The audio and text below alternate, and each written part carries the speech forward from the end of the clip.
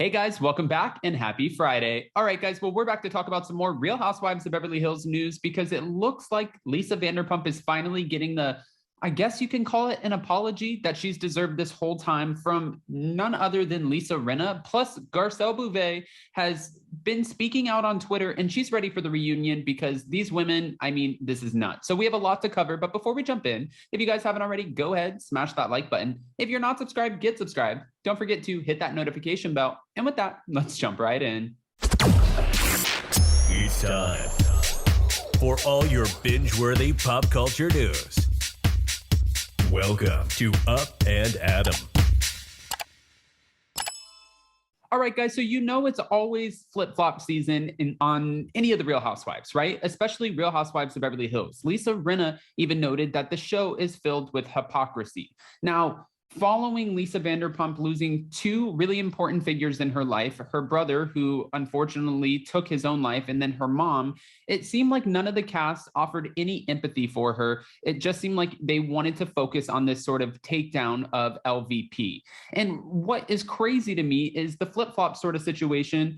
When you bring someone on the show, or when another housewife brings someone on the show, Lisa Vanderpump brought on Lisa Rinna, right? And then it didn't take long before she ended up turning against her, just like Lisa Rinna brought on Sutton, and it didn't take long before she turned against her. So it's crazy. If I had a friend who offered me to be on the Housewives, say I was like this very successful woman, and I had this friend and they were like, listen, I want you, we have the best relationship. I want you to come on the Housewives. I would be like, I don't know about that. Unless it was Garcelle Bouvet, because with her, she brought on Cherie Zampino, and Cherie said that they have a strategy to make sure that they remain friends and they keep an open line of communication throughout the whole filming process, because there are many ups and downs and it could take a left turn so easily. Lala Kent even said that about Vanderpump Rules. She said, listen, right now we're all getting along, but this is reality TV, so that could change tomorrow.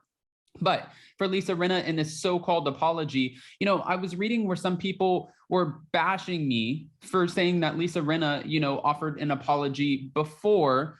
And when I said that she owned it, I said that she kind of owned it when it came to her social media antics. It doesn't make it right. How many times are you going to, do something bad, apologize, do something bad, apologize? Like, it's at that point, you know what you're doing. You're grown, you're smart. And if you're a mess on social media, that's probably something you need to look into. But when it comes to LVP, Lisa Rinna has expressed that she wishes that she would have had more empathy for her following the loss of two key figures in her life, because now she feels like she can kind of relate to what she was going through after losing her own mother, Lois. She said, I didn't even know that Lisa Vanderpump had a brother, and that would be Mark Vanderpump. And she also said, I think I'm sorry to say, but grief is horrible. Grief is really tough. And until you're in those shoes, you can't really understand it. So I could have offered more empathy. I would now, being in my shoes, which is maybe good for LVP to hear. But I think at this point that ship has sailed, and LVP probably does not give two. You know what I mean? I do still wish that she would come on the show, though, only because this is, like we need her. But she was also talking about the fact that Erica Girardi was served at LAX airport over this $50 million lawsuit. And now Lisa Rinna spoke out about this on Watch What Happens Live, and she gave her rendition of the story. She said it was like 11 o'clock at night, and we just didn't expect that. And this woman, she pretended that she was a fan, and she said, Erica, I love you so much. Can I have a selfie with both of you? And I was like, over it. I just kept walking with my mask. And she said, the next thing I know, I started, to feel this commotion. And I look back at Erica, and she's got these papers in her hand, and I'm just like walking and walking. And she said it was crazy. She also said that they were trying to get to their cars. They had two separate cars. And this was following their vacation with Diana Jenkins in Hawaii.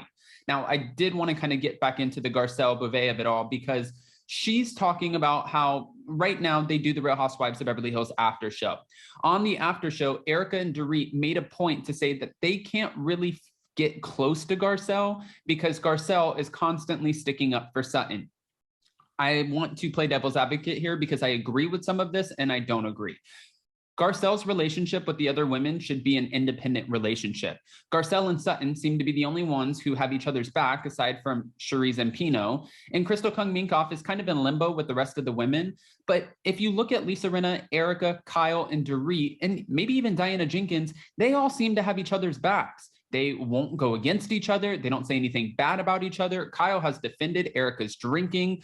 Lisa Rinna didn't say anything about Erica calling out Garcelle's son. So really, when she says the show's full of hypocrisy, yeah, you're doing the exact same thing that you're accusing the show of having, which is being hypocritical. Because at the end of the day, you know, you're sitting here and you're getting mad at Garcelle, all of you, for having Sutton's back. And she does sometimes kind of speak up for Sutton or urge Sutton to get into, you know, the thick of it and call something out when something needs to be called out to really defend herself and get to the bottom of it.